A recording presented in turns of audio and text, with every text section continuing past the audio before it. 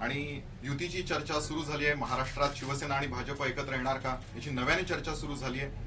आणि अशातच इथे प्रभादेवीमध्ये महाराष्ट्र नवनिर्माण सेनेच्या वॉररूमचं उद्घाटन करण्यासाठी राज ठाकरे आलेले आहेत आणि इथे जमलेल्या सगळ्या पत्रकारांच्या वतीने त्यांचे प्रश्न विचारण्यासाठी आणि तुम्ही फेसबुकवरून जे प्रश्न विचाराल ते विचारण्यासाठी मी इथे उपस्थित आहे.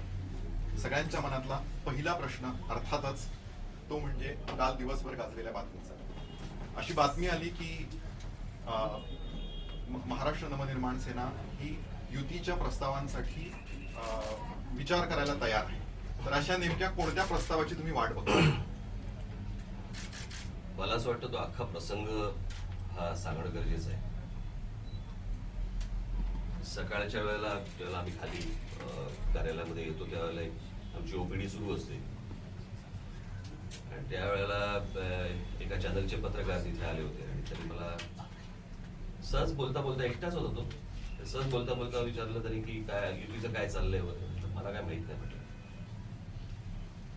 तुम्ही कोणाशी युती करणार की नाही? तर मी म्हटलं सर तू बोलणी करायला जाणार का म्हटलं त्यांच्याबरोबर? नाही ना. म्हटलं तू कशाला विचारतोयस या गोष्टी? नाही म्हणे तरी पण काही युतीची. म्हटलं अरे काय म्हटलं हवेत काय बोलताय म्हटलं तुम्ही? या जरतरला म्हटलं माझ्याकडे उत्तर नसतात आणि कोणाकडेच उत्तर नसतात. जर असं झालं तर काय होईल वगैरे. म्हटलं या जरतरला म्हटलं काय अर्थ नाहीये आणि म्हटलं हवेतले काहीतरी प्रश्न मला विचारू नका ना. म्हटलं मी कोणाकडे गेलो नाही, अजून माझ्याकडे कोणी आले नाही, तरी पण झाली युती तर. आणि म्हटलं तुला काय घाई आहे? तरी पण आपलं त्याचं तेच चालू होतं. म्हटलं बरं ठीक आहे म्हटलं, जर समजा कोणी आलं तर म्हटलं विचार करू. इतक्या कॅज्युअली झालेली चर्चा. पण मनसे खरंच विचार करणारे प्रस्ताव आला तर? अहो आता कशाला काही अर्थ नाही. परत तोच प्रश्न तुम्ही मला विचारताय. आला तर तुम्हालाही कळणार आहे. तुमच्याकडे थेटही येऊ शकतो. थेट अर्थातच ना, माझ्याकडे आला तर तुम्हाला कळणारच आहे ना. पण आता कशाला काही संबंध नसताना या गोष्टीला काय अर्थ आहे? पण आतापर्यंत कोणाचा प्रस्ताव आलाय? एक प्रश्न आलाय बघ, दिनेश दुखंडेंनी झी 24 तास मधनं विचारलाय, प्रस्ताव आल्यास कुणाशी युती करायला आवडेल, मोदी की उद्धव? मला असं वाटतं ट्रम्प.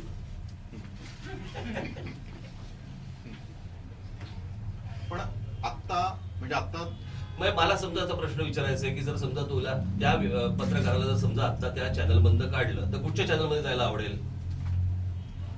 त्याचं उत्तर आहे का? जर त्याला काही अर्थ आहे का?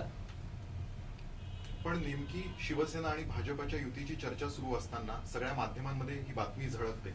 मला याच गोष्टींबद्दल मला प्रश्न पडतो की एखादी व्यक्ती माझ्याकडे येते, ती काहीतरी एक बातमी चॅनलवरती लावते आणि त्याच्यानंतर सर्व वर्तमानपत्र आणि चॅनल्स मला न विचारतात ती बातमी लागली म्हणून बातम्या लावून टाकता तुम्ही.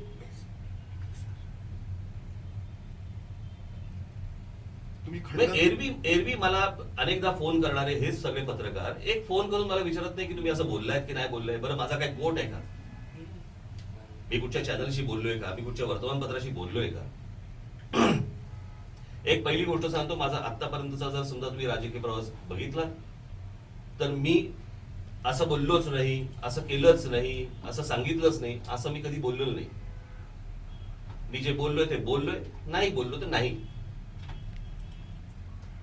पण काल दिवसभर ही चर्चा होती. त्याला काय अर्थ आहे? मी केवळ एक वेळच विचारतोय की शिवसेना आणि भाजपची युती होणार की नाही होणार, तो त्यांचा प्रश्न आहे. बरोबर आहे. पण ही चर्चा सुरू असतानाच नेमकी ही बातमी आल्यामुळे तुम्ही एक पिल्लू सोडलंय की काय अशी चर्चा? नाही, मला माझ्याकडे काय बिल्ल सोडायचं असं काही प्रकार नसतं. आता आपण पुढच्या मुद्द्यांकडे जाऊ. सगळ्यात महत्वाचा जो मुद्दा आहे आज घडीला महाराष्ट्र नवनिर्माण सेनेसमोर, तो हा म्हणजे 2 लागोपाठच्या पराभवांनंतर मनसे आता निवडणुकीला सामोरी जाते. लोकसभेची निवडणूक, विधानसभेची निवडणूक. या पराभवातून मनसे काय शिकली आणि काय बदल केला?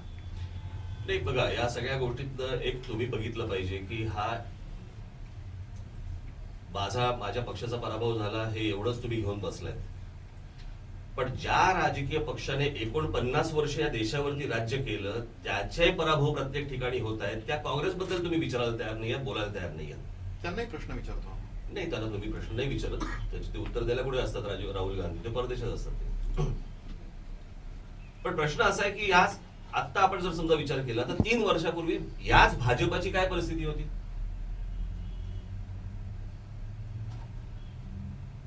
कोण विचारत तरी होतं का? हे आत्ता ह्यांना जे काही ह्यांच्या बाहूमध्ये बळी जे आले ते फक्त नरेंद्र मोदींमुळे आलं. अन्यथा ह्यांना तरी कोण विचारते? लोकांनी जे लोकसभा आणि विधानसभेला जे मतदान झालं ते नरेंद्र मोदींवरती झालं. ह्यांच्या काही लोकल कोणाच्या ते तुम्हाला वाटलं दानवेंमुळे मतदान होतंय? बघितलंय का त्यांना कधी? घरचे तरी करतील का? पण मूळ ह्या प्रश्नामध्ये प्रश्न असा आहे की ह्या सगळ्या चढउतार हा प्रत्येक राजकीय पक्षाच्या आयुष्यात असतो. मान्य. पण उतारानंतर चढ असतो एवढंही लक्षात ठेवलं पाहिजे आणि चढानंतर उतारही असतो. चढ उतार आहे हे मान्य आहे. माझा प्रश्न हा आहे की या उतारातून तुम्ही काय शिकलात आणि काय बदल केले मनसेमध्ये येणाऱ्या निवडणुकांसाठी? नाही, आता जे काय शिकायचं ते मी शिकलो, जे काय बदल करायचे ते मी बदल करतोय आणि यातच आपण पुढे जात असतो ना. म्हणजे तुम्हाला यश पण काही गोष्टी शिकवत असतं आणि पराभव पण काही गोष्टी शिकवत असतं. फक्त तुमची शिकायची म्हणजे तयारी आहे की नाही एवढाच फक्त विषय असतो. जी माझी तयारी आहे. ठीक आहे. पुढचा प्रश्न आहे पूनम यांचा. मनसेतले महाजन पूनम एवढंच त्यांनी नाव दिलंय. मनसेतले अनेक नेते इतर पक्षांमध्ये जात आहेत, नगरसेवक जात आहेत. हा प्रकार रोखण्यासाठी मनसे काय करणार आहे? नाही, यातला सगळ्यात महत्वाची गोष्ट म्हणजे जे जात आहेत त्यांना जाऊ देत. त्यांचे ते कोण आहेत हेही त्यांना कळेल. दुसरी गोष्ट म्हणजे माझा काही रिकामा पक्ष नाहीये. माझे असंख्य सहकारी या पक्षामध्ये आहेत जे प्रत्येक वॉर्डामध्ये प्रत्येक ठिकाणी आहेत आणि उत्तम काम करणारे उत्तम माणसं माझ्याकडे आहेत. माझी परिस्थिती भाजपसारखी नाहीये. 52 साली जन्माला आलेला एक पक्ष जो 80 साली नामांतर करतो आणि त्याच्यानंतर भारतीय जनता पक्ष म्हणून येतो, अगोदरचा जनसंघ, आता भाजप, आणि त्या पक्षाची परिस्थिती आज अशी आहे की हे फोन करून दुसऱ्या पक्षातल्या लोकांना विचारतात आमच्याकडे आम्ही उमेदवारी देतो. ती परिस्थिती नाही माझी. पण परिस्थिती वाईट आहे हे मान्य आहे तुम्हाला? अहो, भाजपची ह्याच्याहून वाईट आहे ना, त्यांच्याकडे उमेदवारच नाही आहेत. माझ्याकडे तर उमेदवार आहेत. आपण भाजपच्या नेत्यांशी बोलूयात, पण मनसेबद्दल मला प्रामाणिकपणे तुम्हाला वाटतं का आता परिस्थिती वाईट आहे? अजिबात नाही. कशासाठी वाईट असण्याचं कारण आहे? आता खरी तर परिस्थिती त्यांची वाईट व्हायला सुरुवात होईल. आता भारतीय जनता पक्ष शिवसेनेकडे असलेलं फक्त एकच महत्वाची गोष्ट आहे त्यांच्याकडे आणि ते म्हणजे पैसे. आता भारतीय जनता पक्षाचे जे लोक निवडून आले जिल्हा परिषद, पंचायत समिती आणि या सगळ्या ठिकाणी जरा बघा, जरा तपासून तर घ्या जरा. त्यातले भाजपचे कोण आहेत आणि मूळ काँग्रेस आणि एनसीपीचे कोण आहेत? काँग्रेस एनसीपीच्या लोकांवरती निवडून येत आहेत आणि तुम्ही बातम्या टाकताय वर्तमानपत्रामध्ये भाजपची सरशी, भाजपची सरशी. पण भाजपच्या चिन्हावरच ते निवडून आले. अहो, चिन्हावरती माणसं कोण आहेत? पण ती इतकी वर्ष कुठच्या राजकीय पक्षामध्ये होते? आता पिंपरी चिंचवडला तर भारतीय जनता पक्षाचं नाव ठेवलेलं आहे राष्ट्रवादी ब.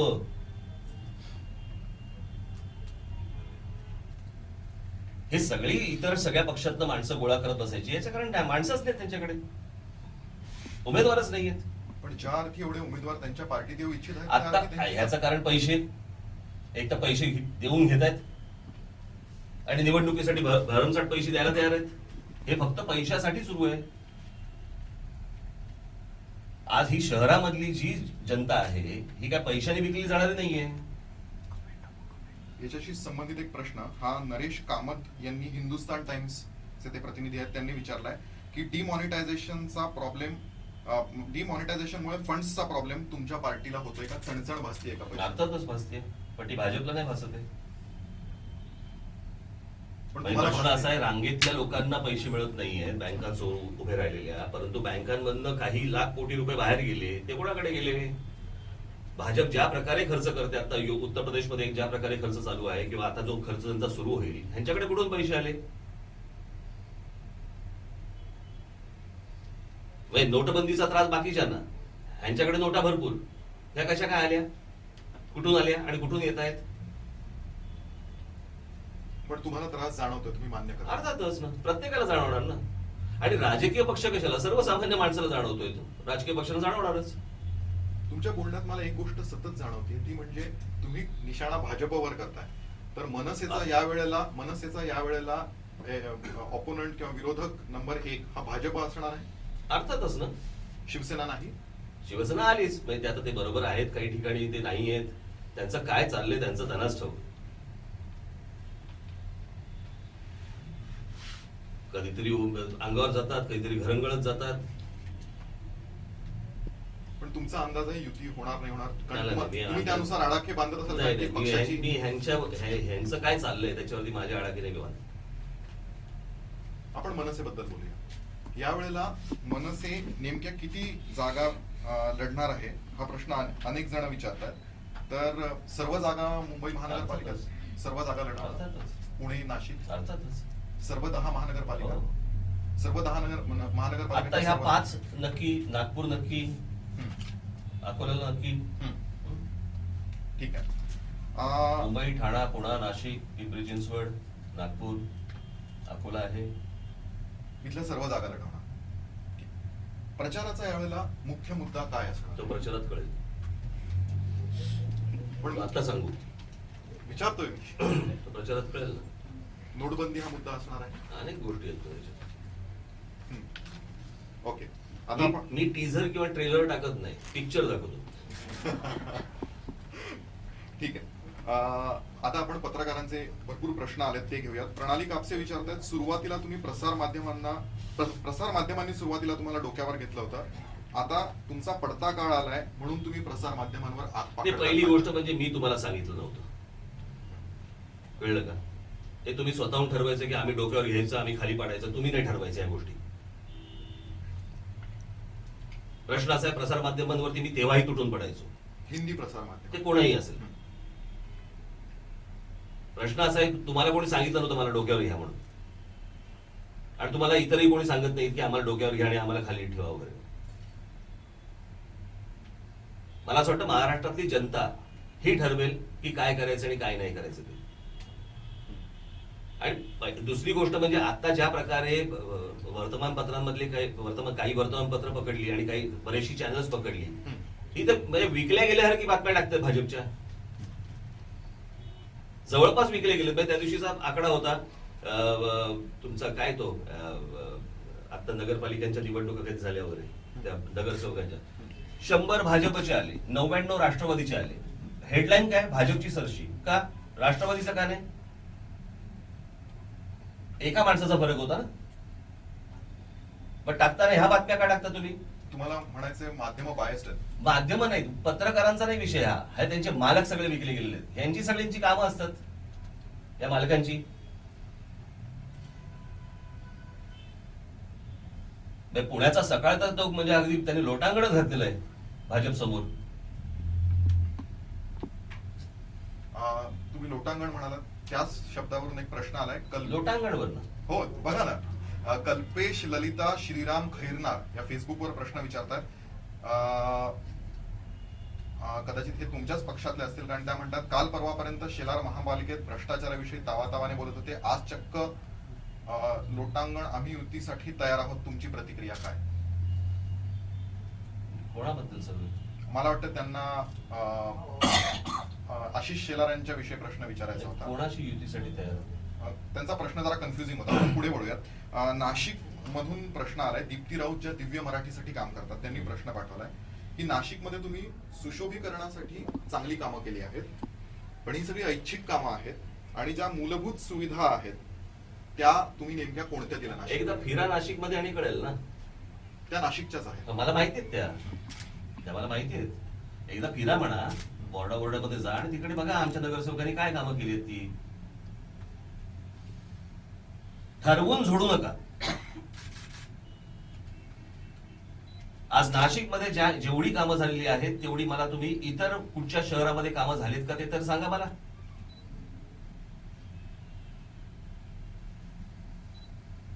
म्हणजे ज्या भारतीय जनता पक्षाच्या नगरसेवकांनी कुठचंही काम केलं नाही, इतर कुठच्या शिवसेनेच्या कुठच्या नगरसेवकांनी तिकडे काही काम केलं नाही, अशा सगळ्या परिस्थितीमध्ये माझ्या पक्षाने जे काम केलंय त्या प्रकारचे काम मला तुम्ही इतर शहरांमध्ये दाखवा. ज्या प्रकारे मी बाहेरून पैसे घेऊन ज्या वेळेला त्या शहरामध्ये आणले त्याच्याबद्दल नाही काय वाटत तुम्हाला? ते ठीक आहे, त्याच्याबद्दल बोलतात हा ते ठीक आहे, पण बाकीचं काय? अरे बाकीचं काय?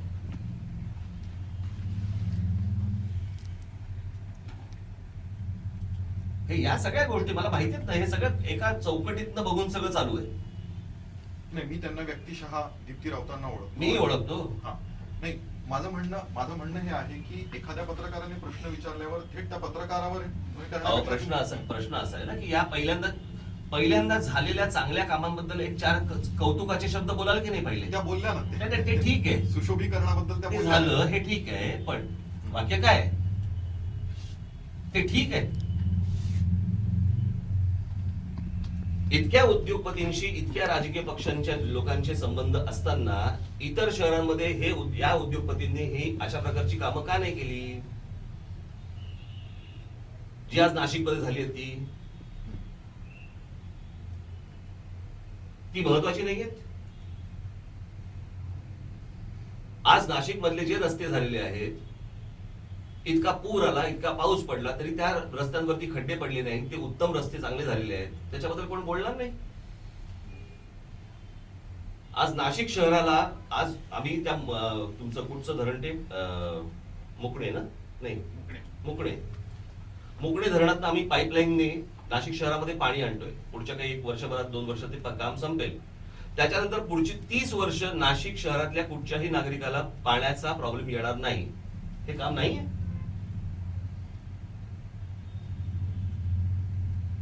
रस्त्यांची कामं झाली, पाण्याचं काम झालं, रस्त्यांचं बरंचसं कुंभाच्याच वेळेला झालं. अहो, कुंभाचं केलं कोणी? महानगरपालिकेने केलं ना. प्रश्न असा आहे की मी जर समजा माझी सत्ता जर त्यावेळेला आली, प्रश्न असा, पैसे अनेकांकडे येतात, त्यातले महानगरपालिकेने किती पैसे घातले हे बघितलं का तुम्ही? बरं, माझी तिथे सत्ता आल्यानंतर अगोदर जे कर्ज होतं महानगरपालिकेवरती ते फेडून त्याच्यानंतर हे रस्ते आम्ही बांधलेले आहेत, त्याच्याबद्दल चर्चा नाही. त्याच्या डिटेलमध्ये जायचं नाही. कुठच्या गोष्टींच्या वरकरणी आपले फक्त प्रश्न विचारत बसायचे, असं कसं चालेल? ज्या बोटॅनिकल गार्डन मध्ये आजपर्यंत एक माणूस जात नव्हता, त्या ठिकाणी आज दिवसाला 4-4, 5-5 हजार लोक जात आहेत तिथे. काही एक ओळख नावाची गोष्ट आहे. बरं, अशा मग जर समजा बघितलं तर मग आता नागपूर घ्या, भाजपची सत्ता आहे, किती प्रश्न प्रलंबित आहेत? कोणत्या गोष्टी केल्या? मुंबई शहरामध्ये प्रश्न आहेत अनेक. मग ज्यांची 30-30 वर्ष सत्ता आहे, शिवसेना भाजप दोघांची मिळून, भाजपवाले काय सांगतात मुंबईत भ्रष्टाचार आहे, ह्यांचे हात नव्हते का त्याच्यामध्ये? 30 वर्ष शिवसेनेबरोबर तुम्ही एकत्र आहात, तुमचा नाही भ्रष्टाचारात हात? असं कसं बोलून चालेल? नाशिक बद्दलच तुम्ही दोघांनी तुम्ही फावडं मारलं, ते एकत्र मारलं, एकत्र धरून मारलं. मी नाशिककडे परत येतो. तुम्ही सांगितलं की नाशिकमध्ये मनसेने चांगलं काम केलं आहे, पण मनसेची तिथे स्थिती फारच बिकट झाली. हे 40 नगरसेवक निवडून आले, 14 नगरसेवक विकले जाणाऱ्यांचं तुम्ही काही नाही करू शकत. पण ते एकेकाळी तुम्हीच निवडून आणले होते ना. मग अशा अनेक लोक आहेत ना. म्हणून मी तुम्हाला तेच सांगतो ना की तुम्ही जेव्हा आजची परिस्थिती अशी आहे की ही जी माणसं आहेत, आज माझ्याकडे असंख्य अशी माणसं आहेत महाराष्ट्रभर जी विश्वासाने माझ्याबरोबर आहेत. जे काही जण आले असतील निवडणुकीच्या काळामध्ये, काही लोक आले असतील, ते गेले असतील, आणि खाली काही कमतरता नाहीये लोकांची, काहीच कमतरता नाहीये. या तुम्ही दाखवतो. पण तुम्हाला एक काळजीचं कारण नाही वाटत? 14 नगरसेवक उरले 40 पैकी, काहीच नाही. 60 आणीन परत. एक प्रश्न मला अनेक दिवसांपासून विचारायचा होता, तो म्हणजे मनसेने सुरुवात मराठीच्या मुद्द्यापासून केली, आणि मध्यंतरीच्या काळात गेल्या काही दिवसांमध्ये मला एक गोष्ट लक्षात येते, ती म्हणजे मनसे थोडं सॉफ्ट हिंदुत्वाचा मुद्दा सुद्धा हाती घेते. म्हणजे दहीहंडीच्या वेळेला सुद्धा तुमचं वक्तव्य होतं की केवळ हिंदू सणवारांना टार्गेट केलं जातं आणि इतरांना नाही केलं जातं. तर मनसे आता हळूहळू सॉफ्ट हिंदुत्व किंवा हिंदुत्वाचा मुद्दा धर्मांतर झालंय का?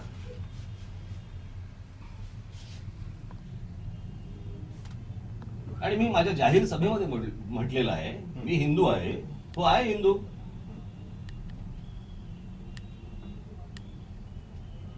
त्याच्यात गैर काय म्हणजे मला कळलेलं नाहीये. ह्याच्यात राजकारण कसलं आलं? आधी तुम्ही एवढं जाहीरपणे मी मराठी आहे, मी हिंदू आहे, हे कोणी नाकारणार आहे का? पण याचा उच्चार तुम्ही आधी वारंवार हल्ली करताय. नाही, याच्या आधीही केलाय मी, याच्या आधी केलाय. तुम्ही कधी ऐकता ह्याच्यावरती अवलंबून नाही ना सगळं. दहीहंडी हा महाराष्ट्रामध्ये चालतो की इतर राज्यांमध्ये पण चालतो? मुंबई पुणे जास्ती करून. बरोबर आहे. मग प्रश्न असा आहे की हा माझ्या महाराष्ट्रातल्या सणांवरती जर समजा अशा प्रकारची बंदी येत असेल तर मी बोलायला नको?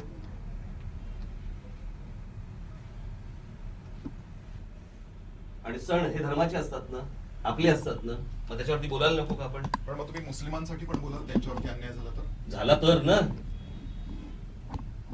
प्रश्न असा आहे की आमची मिरवणूक तुम्ही 10 वाजता तुम्ही बंद करणार आणि मुसलमानांचे इतर ज्या गोष्टी काय त्यांच्या मिरवणूक आणि या सगळ्या गोष्टी चालतात ह्या सगळ्या 2-2, 3-3 वाजेपर्यंत तुम्ही लाऊडस्पीकर लावून देणार त्यांना.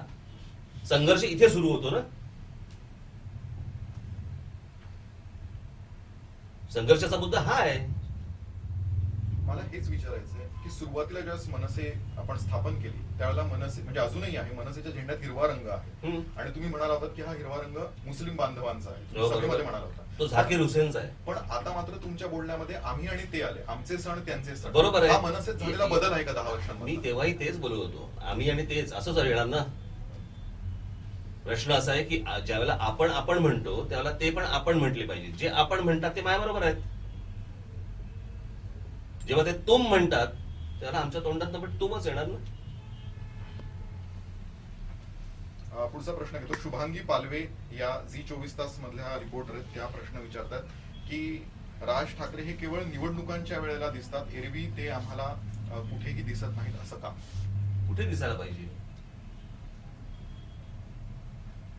त्यांना सांगून फिरू का मी आता?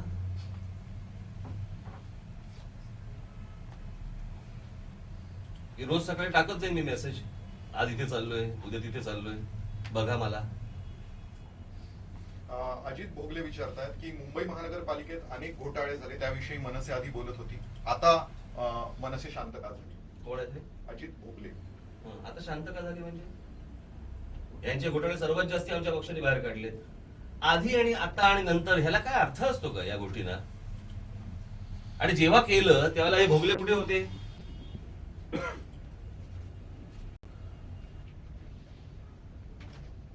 पुढचा प्रश्न आहे. तर आम्ही काय कमी भोगले? पुढचा प्रश्न आहे की तुम्ही जर हा प्रश्न आत्ताच इथून आला आहे की लाईव्ह सर्व्हिस बद्दल तुमचं काय मत आहे? कशाबद्दल? लाईव्ह सर्व्हिस जे सर्व्हिस येतात न्यूज चॅनल्सवर, हो. त्याविषयी मी आत्ताच प्रश्न विचारला.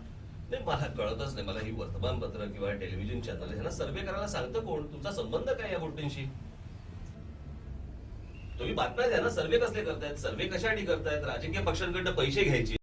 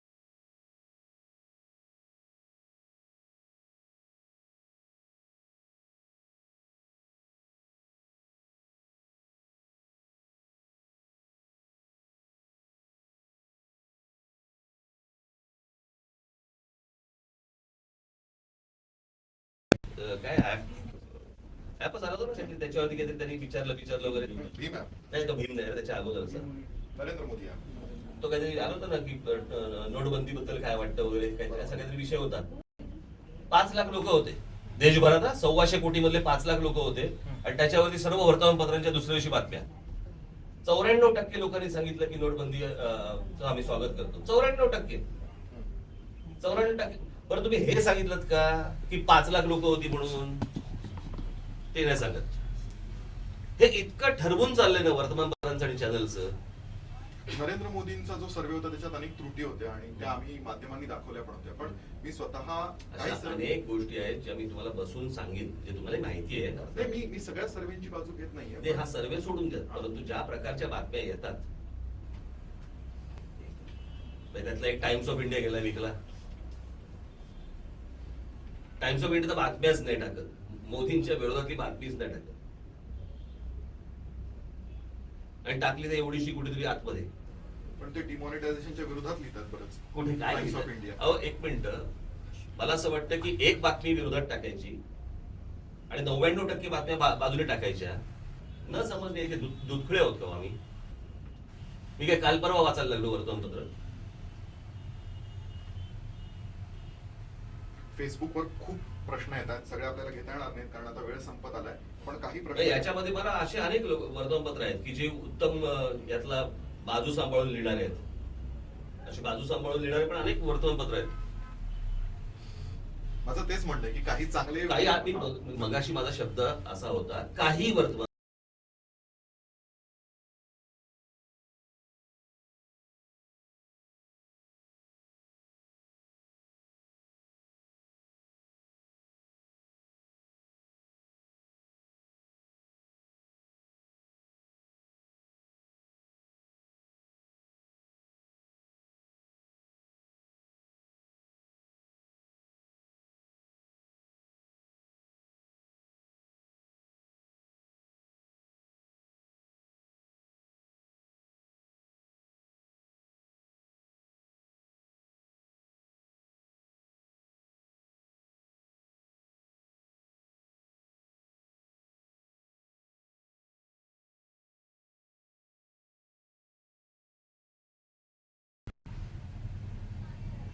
सकाळसारखं नाही घालीन लोटांगण.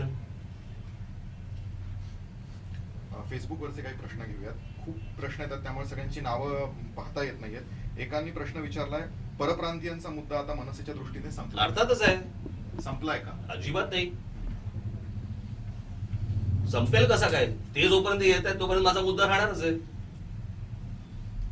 आणि याच्यावरती जर काही उत्तर शोधायचं असेल, याच्यावरती जर काही तुम्हाला एक ठोस गोष्ट करायची असेल, नुसती भूमिका मांडणं नाही, करायची असेल, हे राज्य माझ्या हातात देऊन बघा. दुसरी राजकीय पक्ष काही करत नाहीत, त्यांच्याशी ते कुठची अशा बाबतीत भूमिका मांडत नाहीत, त्यांच्या हातात सरसकट देता तुम्ही. आणि मी जो महाराष्ट्राचा सतत विचार करतो त्याला तुम्ही हे प्रश्न विचारताय. मागच्या वेळेला पण टोलचा विषय झाला. हे सगळे बरेचसे सगळे टोल्स, जवळपास 65-70 जे काही टोल बंद झाले, अधिकृत आणि इतर अनधिकृत हे वेगळे, हे सगळे बंद झाले. माझ्या आंदोलनानंतर बंद झाले. प्रश्न मला, मग ज्यांनी कधी आंदोलनं केली नाही, ज्यांनी हे सगळे टोल वाढवले, आणले, त्यांना हे प्रश्न नाहीत. राज ठाकरेला प्रश्न, मग अजून हे 5-6 अजून टोल नाके कसे काय राहिले? अरे जेवढे टोल नाके बंद केले हे माझ्यामुळे बंद झाले, माझ्या पक्षामुळे बंद झाले, माझ्या सहकार्यामुळे बंद झाले, हे तर पहिलं बोला. म्हणून मगाशी मी म्हटलं ना आपल्याला की या सगळ्या याच्यामध्ये केलेल्या कामाबद्दल एक पाठीवरती शाबासकीची थाप नाही, प्रश्न भरपूर. बरं, प्रश्नांची काही कमतरता नाही या देशामध्ये. तुम्ही एकदा पूर्ण सत्ता माझ्या हातात देऊन बघा राज्याची, आणि मग त्याच्यानंतर, आता मी तुम्हाला जेव्हा सांगितलं होतं नाशिक महानगरपालिका 5 वर्ष दिली आहेत, 5 वर्षानंतर मला तुम्ही विचारा, आणि आज जाऊन विचारा नाशिकमध्ये. माझं असं म्हणणं नाही की सगळीच कामं पूर्ण झाली, परंतु जेवढी कामं मी बोललो होतो त्याच्यापेक्षा जास्ती कामं पूर्ण झालेली आहेत. आणि इतर शहरांमध्ये जर समजा तुम्ही गेलात तर तिथे जे उभं केलंय ते तुम्हाला इतर कुठच्याही शहरात दिसणार नाही. मनसेची परत सत्ता येऊ शकते नाशिकमध्ये तुम्हाला? अर्थातच येऊ शकते. नाशिक कशाला पाहिजे, बाकीची ठिकाणं आहेत. हा सगळा विषय फक्त आता मी साहिल जोशी साहिल जोशी विचारतायत तुम्हाला आजतक मधून प्रश्न की डिमॉनिटायझेशनच्या मुद्द्यावरती ममता बॅनर्जी या बंगालमधून जोरदार विरोध करतायत, पण महाराष्ट्रातून असा एकत्रित फोर्स कोणताही डिमॉनिटायझेशनला विरोध करणारा झालेला दिसत नाही. नाही, कसं आहे, या सगळ्याबद्दल प्रत्येक वेळेला बोललं गेलं, परंतु ज्या वेळेला बोललं गेलं त्याच्यानंतर त्या बातम्या ज्या प्रकारे चालवायला पाहिजेत तुमचा राग खूपच आहे माध्यम अर्थातच आहे, कारण ज्या प्रकारे हे सगळं चालू आहे ना आता, की बोलायचंच नाही, सत्ताधाऱ्यांबद्दल काही बोलायचंच नाही, थोडं बहुत लिहून आणायचं. आता मी बोललोय, कदाचित उद्यापासून लिहितील, माहित नाही मला. शेवटचा प्रश्न घेतो कारण आता वेळ संपलाय. तो म्हणजे पुन्हा फेसबुकवरच आलाय की तुम्ही सोशल मीडियावर कधी ऍक्टिव्ह होणार म्हणून विचारताय. ट्विटरवर तुम्ही कधी येणार? आज पहिल्यांदा झालो की ते तर फेसबुक लाईव्ह आहे, हा. पण तुम्ही ट्विटरवर स्वतः येणार आहात का? जसं नरेंद्र मोदी. ट्विटरवरती मला ते सतत ते युट्यूब करायला नाही, ते आवडत नाही मला. ते काहीतरी मध्ये मध्ये बोललं पाहिजे माणसाने. सारखं बोलून आता इथून आलो, इथे आता बाहेर गेलो, ह्याला भेटलो, त्याला भेटलो, काय चालू असतं त्या ट्विटरवरती. पण त्याचा फायदा भाजपला बराच झाला. ते युट्यूब करून थोडी झाला तो. परत मला त्याच विषयावरती यायला लावू नका मला. शेवटचा आता भाजपचाच विषय निघाला. एक प्रश्न राहिला होता, तो विचारतो. तो म्हणजे देवेंद्र फडणवीस यांच्यासोबत तुमचे नेमके कसे संबंध आहेत? कारण की आपण पाहिलं ज्या वेळेला पाकिस्तानी कलाकारांचा विषय झाला त्यावेळेस त्यांनी तुम्हाला मातोश्रीवर बोलवलं आणि मातोश्री नाही हो, वर्षा. Sorry, वर्षावर बोलवलं. सॉरी, वर्षा. तुम्ही बंगले बदलू नका. So, वर्षावर बोलवलं आणि तुमच्यामध्ये चर्चा झाली आणि तो त्यांनी म्हणजे त्यांनी मध्यस्थी केली आणि तुम्हाला मोठेपण दिलं. मुद्दा हा आहे मला तुमचा. मोठे पण दिलं वगैरे हा विषय नाहीये. प्रश्न लक्षात घ्या तुम्ही. ज्या वेळेला हा विषय ज्यावेळेला झाला त्यावेळेला विषय पैशाचा नव्हता, त्यावेळेला पाकिस्तानी कलाकारांचा होता. माझ्याशी जेव्हा त्यांनी सांगितलं की ते इंडस्ट्रीतले लोक भेटायला तयार आहेत, बोलायला तयार आहेत, तर तुम्ही बोलून का नाही घेत? ज्यावेळेला त्यांच्याकडनं जेव्हा निरोप आले मला की ते काही पैसे द्यायला तयार आहेत की त्या आपल्या शहीद झालेल्या कुटुंबियांना, तर मी म्हटलं की शहीद झालेले कुटुंबीय तुमच्याकडनं घेणार नाही आणि तुम्हाला पैसे द्यायचे असतील, हा निरोपावरती झाला. म्हटलं तुम्हाला जर पैसे द्यायचे असतील तर मी म्हटलं तुम्ही आपल्या डिफेन्सच्या फंडाला तुम्ही तिकडे तो फंड द्या, त्यांच्या जी काय संस्था असेल त्यांच्या याला, तर तिकडे पैसे द्या. आणि देताना मी म्हटलं भीक दिल्यासारखे देऊ नका, द्यायचे असतील तर नीट द्या. आणि तुम्हाला जर द्यायचेच असतील तर माझ्याशी पहिल्यांदा जेव्हा मुख्यमंत्र्यांचं बोलणं झालं होतं, पण मी त्यांना फोन केला की म्हटलं जर समजा ते तयार असतील तर तुमच्या समोर ही गोष्ट होऊ देत. आणि त्याप्रमाणे ती गोष्ट झाली. आता विषय संबंधांचा. काय संबंध? तुमचे नेमके कसे संबंध आहेत मुख्यमंत्र्यांसोबत? बरेच संबंध आहेत, चांगले संबंध आहेत. सलोख्याचे संबंध आहेत. ते कसं आहे, ते जे चुका करतायत त्याच्यावरती मी बोलणार, नुसत्या ज्या पोकळ घोषणा करतायत त्याच्यावरती मी बोलणार, टीका निश्चित करणार. कारण त्या नुसत्या पोकळ घोषणा आहेत, त्या घोषणाला काही अर्थ नाहीये. त्यांनाही ते कंपल्शन असेल कदाचित, माहित नाही. परंतु मला असं वाटतं की तुमच्या हातामध्ये जर समजा सत्ता दिली, कशासाठी खोटं बोलताय तुम्ही? या निवडणुकांच्या तोंडावरती मागच्या वेळेला कल्याण डोंबिवलीला बोलले 6,500 कोटी रुपये आम्ही कल्याण डोंबिवलीला देणार. 6,500 रुपये तरी आले का? मध्ये बोलले मुंबईसाठी आम्ही 10,000 कोटी रुपये देणार, 10 रुपये आले का? आता म्हणजे प्रश्न असा आहे की अनेक योजना अशा आहेत की ज्या काँग्रेसच्या काळामध्ये आल्या, ज्याची फक्त ह्यांनी नामांतरं केली आणि समोर मांडल्या, त्याच्यासाठी पैसे नाही आहेत. महाराजांचा पुतळा तुम्ही उभा करायचा म्हणताय समुद्रामध्ये, तो पुतळा कसा उभा करणार आहात? काय उभा करणार आहात? तुमच्याकडे पैसे आहेत का? काही कशाचं म्हणजे त्याचं अजून काही झालेलं पण नाहीये. माझ्याकडे त्याच्या डिटेल्स आहेत, मी एके दिवशी तुम्हाला दाखवेन, मी तिकडे समोर मी बोलणारच आहे. त्याच्या सगळ्या डिटेल्स आहेत की कशाला पत्ता नाहीये. फक्त झी 24 तास रहा एक पाऊल पुढे.